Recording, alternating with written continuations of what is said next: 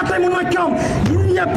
இந்திய துணைக்கண்டத்தில் ஒரு கட்சி தேர்தல் ஆணையத்தால் அங்கீகரிக்கப்பட்ட ஒரு கட்சியின் தலைவன் இந்திய துணை கண்டத்திலேயே ஒரு கட்சி அறிவிக்கிறது, நாங்கள் இந்துக்கள் அல்ல, நாங்கள் வீர சைவர்கள், எங்கள் மதம் இந்து அல்ல, நாங்கள் தமிழர்கள் என்று அறிவித்த ஒரே கட்சி ஒரே தலைவன் எங்கள் அண்ணன் சீமான் தான். அதனால்தான் நாங்கள் இஸ்லாமியர்களுக்கு அவர்கள் உரிமைக்காக நிற்கிறோம். ஏன்?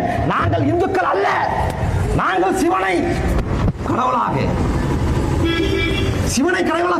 ஏற்றவர்கள்.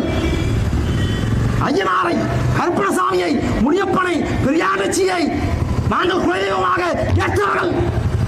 எங்கள் மதம் சிவமதம், சைவம், மாரியம், இதுதான் எங்கள் மதம் என்று நாங்கள் பேரறிவிப்பு செய்கிறோம்.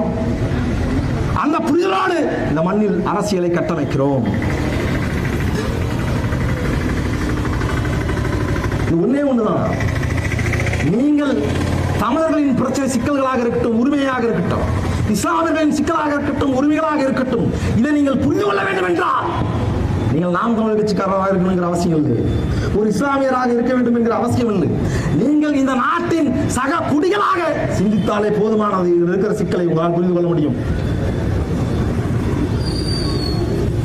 வகுப்பு நிலங்களை, வகுப்பு வாரிய நிலங்களை நிர்வாகம் செய்வதற்கு ஏறத்தாழ நான் சொன்னதை போல பல ஆண்டுகள், பல காலகட்டங்களில் சட்டம் கொண்டு வந்து சட்ட திருத்தம் செய்து நடைமுறையில் இருக்கிறது.